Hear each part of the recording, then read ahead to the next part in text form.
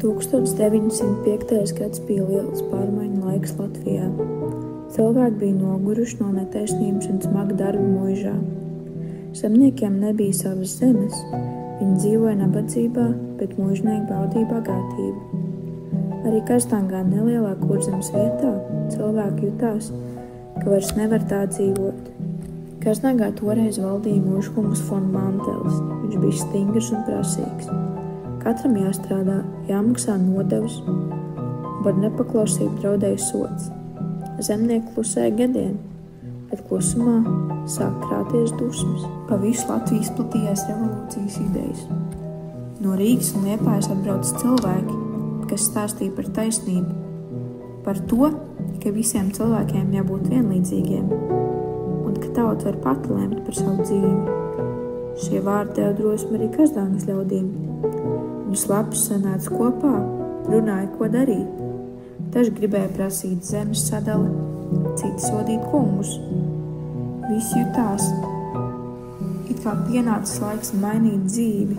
Decembra sākumā nemieris pārvērtās darbībā. Naktī Kazdangā uzliesmoja muiža. Liesmas apņēma ēku pēc ēkas, kūtis, klētis, dzīvojamās telpas. Tauts skatījās, kā muiža deg, un daudz raudāja. Ne no bēdām, bet no sajūtas, ka beidzot kunga vara ir beigusies. Uguns šajā naktī bija ne tikai atriebība, tā bija zīme par tautas brīvību.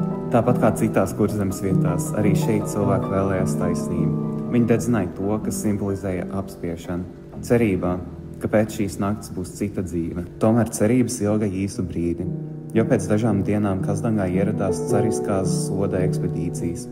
Karavīri gāja no mājām uz māju, meklēja tos, kas piedalījušies muižas dedzināšanā. Daudz tika arestēti, daži nošaut bez tiesas.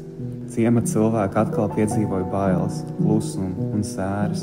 Kazdangas muiža tika izpostīta, bet cilvēku gars palika dzīves. Uguns bija izdzisusi, bet tautas drosme palika kvēlota sirdīs. Gadi pagāja, muiža tika atjaunota, bet atmiņas par 1905. gada notikumiem Kazdangā neizzuda. Cilvēki stāstīja par tiem bērniem un mazbērniem, kā par brīdi, kā tauta pirmo reizi pacēla galvu un teica, pietiek.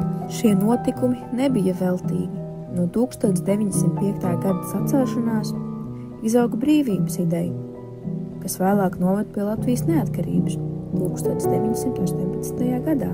Pēc šodien apmeklē Kazdangu, redzi skaistu muižu, dīķi, parku un klusumu. Bet šajā klusumā joprojām ir dzirdama vēstures elpa. Tā atgādina par tiem, kas iedrošinājās sacelties pret netaisnību. Viņi riskēja ar dzīvību, bet tajā atstāja mums mantojumu, brīvības garu, kas vēl tagad dzīvo katrā latvietī.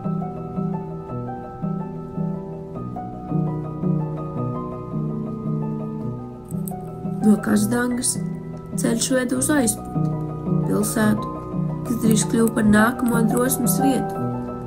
Cilvēki tur jau sen bija noguruši no netaisnības, un dzirdot par notikumiem Kazdangā, viņu acīs iedegās tā pati liesma.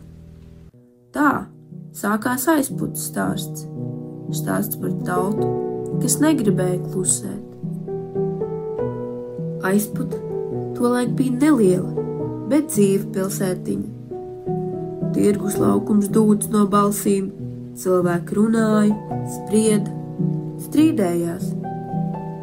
Visur tika stāstīts par revolūciju, par cerībām uz taisnīgāku dzīvi. Kad atskanēja ziņas, ka Kazdangā muiža nodegusi, aizputnieki saprata, arī viņiem pienācis laiks rīkoties. 1905. gada decembrī Aizputē sākās sacelšanās. Tauta pulcējās ielās, notika sapulces un gājieni.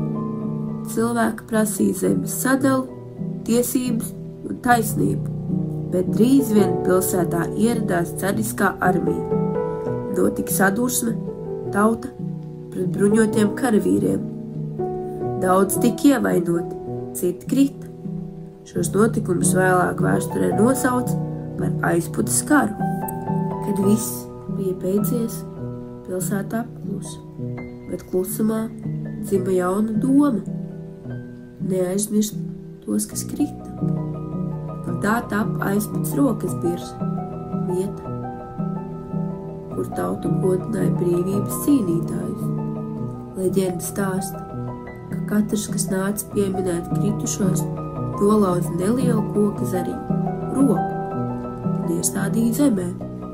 No šīm rokām izauga birs, kas kļuva par dzīvu pieminekli tautas drosmei, Kazdanga un Aizputa. 2 vietas, 2 liesmas, 1 gars.